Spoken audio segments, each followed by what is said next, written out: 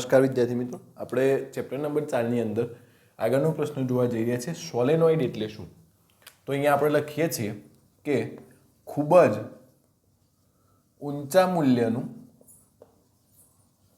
અને નિયમિત ચુંબકીય ક્ષેત્ર મેળવવા માટે જરૂરી સાધન માટે સોલેનોઇડનો અહીંયા એવું લખીએ છીએ સોલેનોઇડનો ઉપયોગ થાય છે, ઉપયોગ કરવામાં આવે છે. એટલે જો આપણે ઇલેક્ટ્રિક ઉપકરણ જે કે ટેલિવિઝન, ટીવી છે એ બધાની અંદર ખૂબ જ ઊંચા મૂલ્યનું આપણે ચુંબકીય ક્ષેત્ર જો ઉત્પન્ન કરવું હોય તો ચુંબક વડે તેને આપણે ઉત્પન્ન કરી શકતા નથી. પણ ખૂબ જ ઊંચા મૂલ્યનું ચુંબકીય ક્ષેત્ર ઉત્પન્ન કરવા માટે આ સોલેનોઇડનો ઉપયોગ થાય છે. સિન્ક્રોટ્રોન નામનું એક સાધન છે જેની મદદથી ખૂબ જ ઊંચા મૂલ્યનું ચુંબકીય ક્ષેત્ર આપણે ઉત્પન્ન કરી શકીએ છીએ, જેમાં પણ આ સોલેનોઇડનો જ ઉપયોગ કરવામાં આવેલો હોય છે. તો શું હોય છે સોલેનોઇડની રચના કેવી હોય છે? તો સોલેનોઇડ કોને કહેવાય? તો ખૂબ જ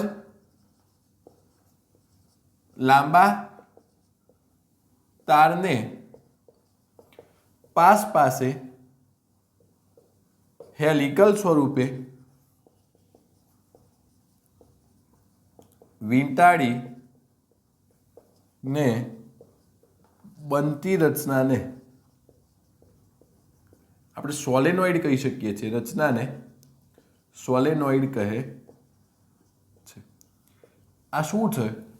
તો આપણે એક આ સ્પ્રિંગ છે ધારો કે એ ખૂબ જ મોટી હોય તો એને આપણે સોલેનોઇડ કહી શકીએ. તો તમે જો હેલિકલ સ્વરૂપ એટલે સર્પિરાકાર સ્પ્રિંગના જેમ, તો આપણા જોડે તાર હોય એને આપણે આ રીતનું આમ હેલિકલ સ્વરૂપે જો વીંટાળી દઈએ તો આ જે રચના તૈયાર થઈ એને આપણે શું કહી શકીએ છીએ? સોલેનોઇડ વડે આપણે ઓળખી શકીએ છીએ.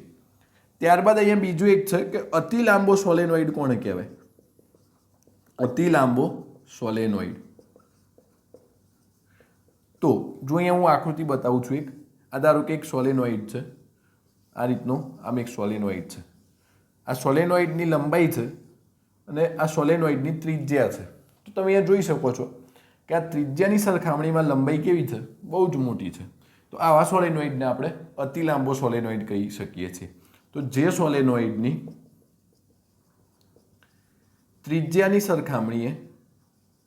ત્રિજ્યાની સાપેક્ષે એવું પણ કહી શકો લંબાઈ ખૂબ જ વધુ હોય તો તેવા સોલેનોઇડને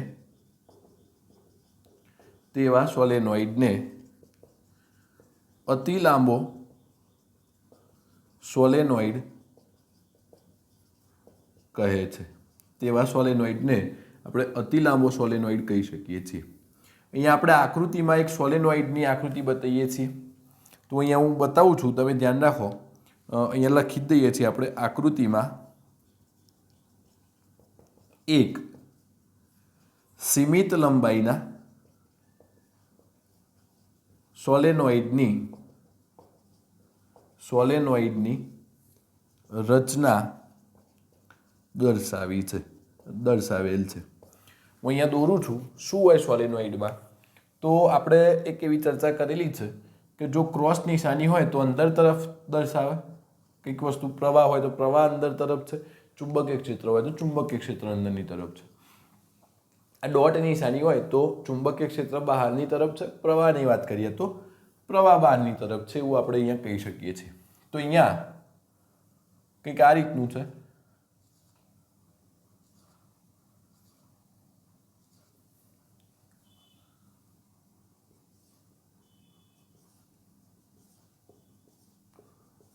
જો અહીંયા આ સોલેનોઇડના આટા કંઈક આ રીતના છે. આ શું છે? તો આ આટો સોલેનોઇડના તારના આટા આમ અહીંયાથી બહાર આવી રહ્યા છે અને આમ અંદર જઈ રહ્યા છે. અહીંયાથી આમ બહાર આવી રહ્યા છે અને આમ અંદર જઈ રહ્યા છે. અહીંયા આપણે એકચ્યુઅલી આ રીતનું જ છે. આમ ડોટેડ લાઇન છે, આ રીતનું આમ અંદર સર્પિલાકાર હેલિકલ સ્વરૂપે વીંટાળેલું છે, પણ અહીંયા આપણે એને આ રીતનું દર્શાવેલું છે. આમાંથી I જેટલો વિદ્યુત પ્રવાહ પસાર થઈ રહ્યો છે. ચલો, તો અહીંયા આકૃતિમાં એક સીમિત લંબાઈના સોલેનોઇડની આપણે રચના દર્શાવી છે. સોલેનોઇડના દરેક આંટાને અવાહક પડ વડે અલગ કરવામાં આવે છે, જેથી દરેક આંટો એકબીજા સાથે અવાહકની જેમ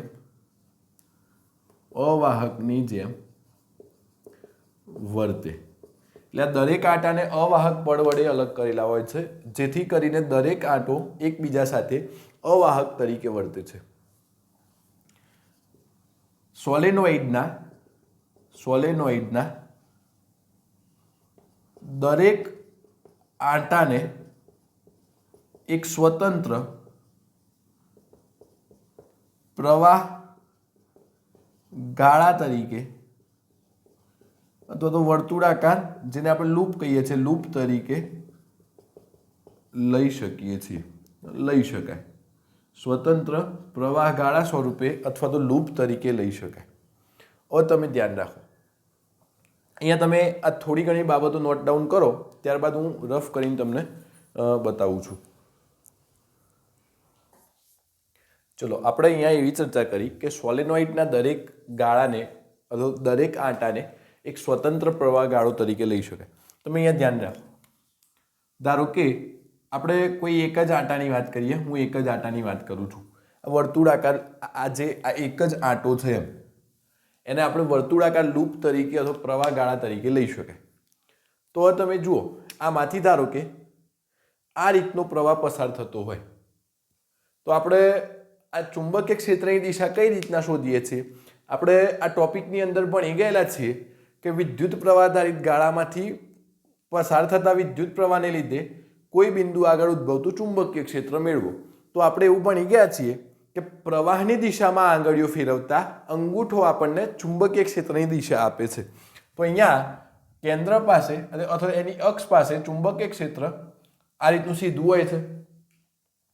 ત્યારબાદ જેમ જેમ આપણે આના પરિઘ તરફ જઈએ એમ ચુંબકીય ક્ષેત્ર આ રીતનું વક્ર સ્વરૂપે બનતું જાય છે. તમે વિચારો કેમ આવું થતું હશે? હું અહીંયા ફરી આ આકૃતિ દોરું છું. તમે જુઓ, અહીંયા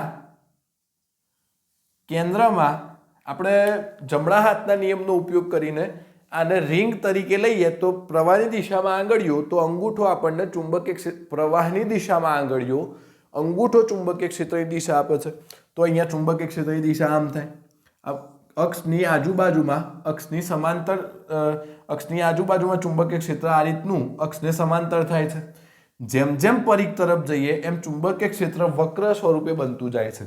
તો કેમ એવું થાય છે? તમે અહીંયા ધ્યાન રાખજો.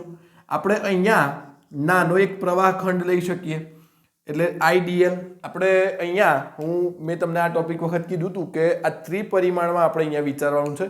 આ લૂપ અહીંયા આ રીતની પડેલી છે YZ સમતલમાં. તો પ્રવાહની દિશામાં આંગળીઓ, અંગૂઠો ચુંબકીય ક્ષેત્ર બતાવે. તો જો આપણે આખી લૂપની વાત કરતા હોઈએ તો ચુંબકીય ક્ષેત્ર અક્ષને સમાંતર થાય.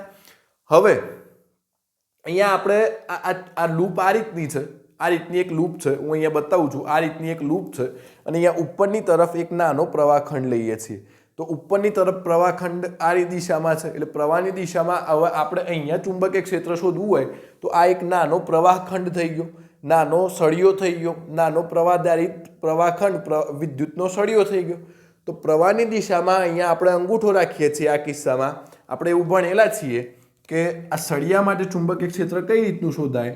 તો પ્રવાહની દિશામાં આપણે અંગૂઠો રાખીએ તો આંગળીઓ આપણને ચુંબકીય ક્ષેત્રની દિશા બતાવે. આમાં પણ તારમાં પણ એવું જ થાય કે પ્રવાહની દિશામાં અંગૂઠો, આંગળીઓ ચુંબકીય ક્ષેત્રની દિશા બતાવે. તો આના આપણે આખી લૂપ ગણી શકીએ. એના કારણે ઉદ્ભવતું ચુંબકીય ક્ષેત્ર અક્ષને સમાંતર થાય. પણ અહીંયા આ ઉપરની તરફ આ પ્રવાહ ગાળો છે, આની ઉપરની તરફ જે નાનો પ્રવાહખંડ છે એને આપણે એક સળિયા તરીકે લઈએ તો પ્રવાહની દિશામાં અંગૂઠો આંગળીઓ આપણને ચુંબકીય ક્ષેત્રની દિશા આપે છે. માટે અહીંયા આ નાનો પ્રવાહખંડ તરીકે લેતા આમ ચુંબકીય ક્ષેત્ર અહીંયા કેવો ગાળો રચે છે? બંધ ગાળો રચે છે. એટલા માટે કે આ સોલેનોઇડની અંદર ચુંબકીય ક્ષેત્ર, હું અહીંયા આટલું હવે પૂછીને અહીંયા દોરું છું, તમે ધ્યાન રાખજો કે આ સોલેનોઇડના મધ્યમાં એટલે અક્ષની આ જે વચ્ચે કેન્દ્ર તરફ અક્ષને સમાંતર ચુંબકીય ક્ષેત્ર હોય છે અને જેમ જેમ આપણે પરિઘ તરફ જતા જઈએ એમ ચુંબકીય ક્ષેત્ર કેવું બનતું જાય છે? વક્ર સ્વરૂપે બનતું જાય છે. અહીંયા આપણે આ રીતની આકૃતિ અહીંયા દોરી શકીએ છીએ. આ ચુંબકીય ક્ષેત્ર વક્ર સ્વરૂપે બને છે. હું અહીંયા બીજી એક આકૃતિ બતાવું છું. તમે અહીંયા આપણને ચોપડી પ્રમાણે જો દોરવું હોય તો આપણને બે આકૃતિઓ આપેલી છે.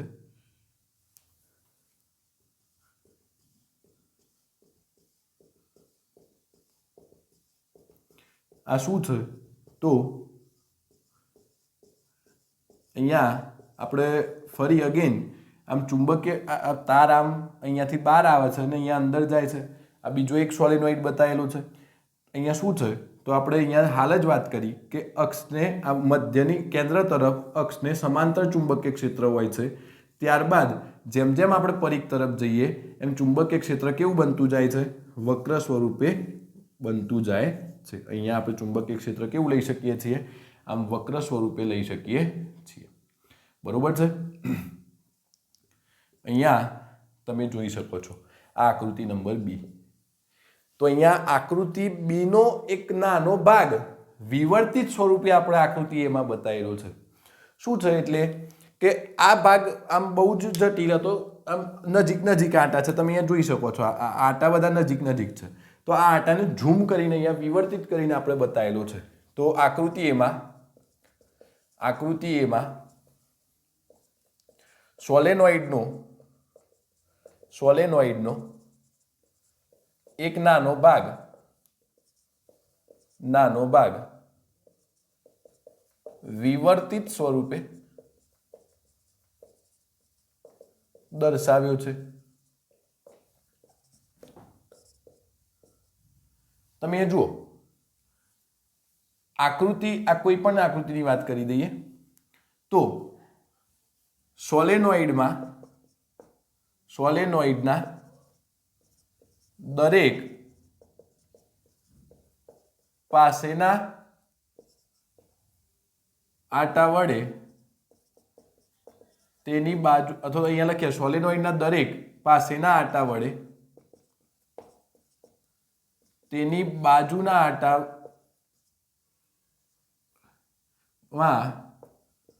ચુંબકીય ક્ષેત્ર સુરેખ બને છે અને બહાર તેની અસર નાબૂદ કરે છે. તમે એ જો આ લાઈન શું લખી છે હું તમને સમજાવું. માની લો કે આ બે આંટા છે.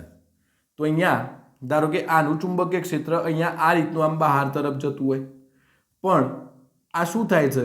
તો આનું ચુંબકીય ક્ષેત્ર આમ બહાર તરફ જતું નથી, આમ આગળની તરફ વહન પામે છે, એટલે સીધું ગતિ કરે છે. આ બહારની તરફ આ પાસેના આટા વડે આનું ચુંબકીય ક્ષેત્ર કેવું થાય છે? નાબૂદ થાય છે. એટલે ચુંબકીય ક્ષેત્ર કેવું ગતિ કરે છે? સોલેનોઇડના દરેક પાસેના આટા વડે, એટલે દરેક પાસેના આટા વડે તેની બાજુમાં ચુંબકીય ક્ષેત્ર સુરેખ બને છે અને બહાર તેની અસર શું થાય છે? નાબૂદ થાય છે. એટલે બહારની તરફ તેની અસર નાબૂદ થાય છે.